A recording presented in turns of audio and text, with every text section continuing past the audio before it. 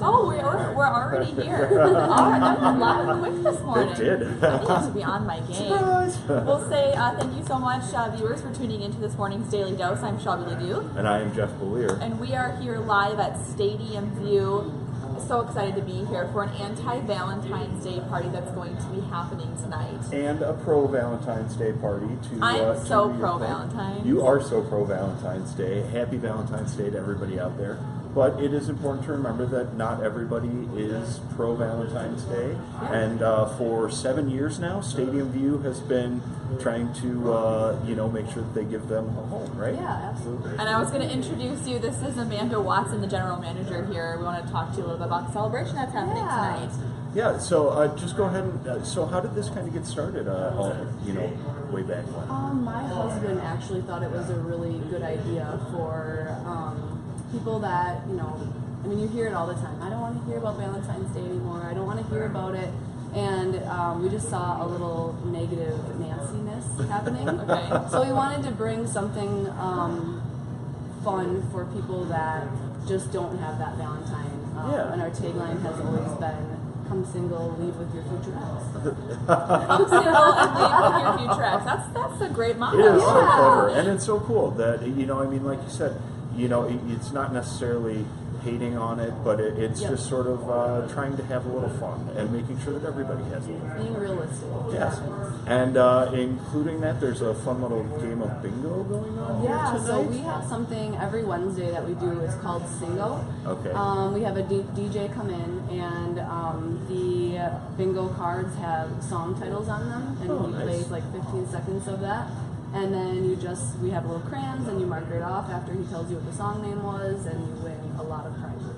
Do you have to come up and then sing the songs? You do not. There is no singing involved. No karaoke? No karaoke. Okay. All right. Yep. Oh, nice. So before we had gone on air, I had told you about one of my favorite Valentine's Day drinks or shots, a tequila rose. So you have that here tonight, but you also told me that you have some other fun Valentine's Day themed drinks. Can you tell our viewers a little bit about that? Yeah, so we have two different cocktails. One is Blood of Cupid, which is a mix of multiple liquors and juices. Like, sounds scary, Pete. Yeah, we thought, why not? And the other one is the Stupid Cupid cocktail, which is a couple absolute flavors and some juices with that too. And we'll be handing out candy with those cocktails, so maybe if you are a little sweet with the anti-Valentine's, like maybe you're kind of like half and half, you can that would be me. Well, and I've always enjoyed Valentine's. Even when I was younger or when I was single, I would go out and buy myself a Valentine's Day present, or I would buy my friends Valentine's Day present, they would buy me. So I think it's all about embracing and just doing something nice for yourself or just someone that you love as a friend. Yeah. So that's what I do. Come here. And Jeremy and I feel like celebrate Valentine's Day in the anti-Valentine's Day fashion. We'd probably come to a bar, have a few drinks, and play some pool. So I guess we're in that boat. Well, but it was also very funny that when we kind of brought up talking about this, or going live here earlier in the office, you were sort of like, I'm very pro Valentine's Day, so this better not be something mean. Like it's not. No, it's not. It is. It's all cool. It's a very cool little thing to do here. So.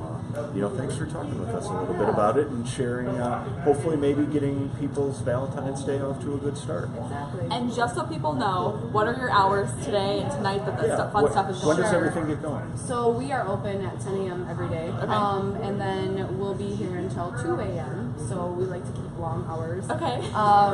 The single event will be on at 6 o'clock. It's always 6 until 9. We have 40-cent wings from 7 to 11. Delicious. And we always do 325 double captain mixers all day and night. So, really it's all day and night. We'll have the cocktail surprises all day and night as well. So. Very cool. Yeah. Well, Amanda, thank you so much for talking with us a little bit about the pro and anti-Valentine's Day gatherings that you have going on here Absolutely. Thank you for stopping by. Yes. All right. So we'll kind of get into our regular broadcast right now with our weather. And I think you're our weatherman today, Jeff. I am our weatherman today, and I get to bring the good news here, and that is that we're looking at a high of 41 and a low of only 30 today. So some of this crud that's on the ground and dirty snow and everything, hopefully it'll be melting a little bit. Feels good to actually go outside in the morning and not have to thaw out the car. Oh, yes. It's like a frozen chunk of ice. Oh yes, it definitely. Wasn't like that this morning. You know, I will kind of brag that I do benefit from a garage, so I don't really have to have usually thaw. Lucky car, you.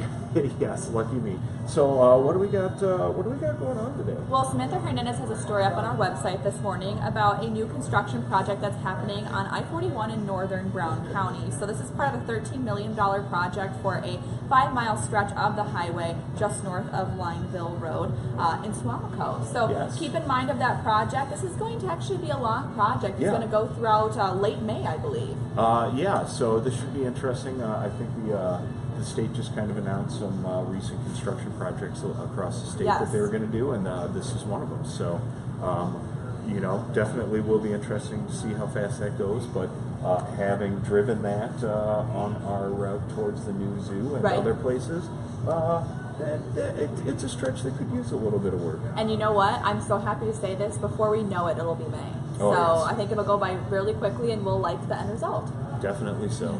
So, and then out of Green Bay, Rich Ryman has a story about the newest member of the Packers Fan Hall of Fame. Yes. And it was Marguerite Muggs Backchuber. I know. That's a hard last name. I apologize, Muggs, if I I got it forgive you, wrong. Jeff. I always get last names wrong, so it's Jeff's turn this time. But she's 87 years old. She is a Green Bay resident, and she, on Tuesday, was named the 20th member of the Packers Fan Hall of Fame. Wow. Fun little connection, or, you know, she did have a little bit of celebrity star power behind her, as Gillian Anderson of the X-Files, also known as Dana Scully, did kind of put out a call for support and votes on the Twitters, and it worked. It worked, yeah. So congratulations. You know, I mean, just a sweet woman, great Packer fan. The photos from yesterday's event were just so wonderful. So well, and the pictures too that I think Scully had shared, just of her with all of her Packers memorabilia, green and gold stuff, just so cute. You can tell that she literally just loves the Packers.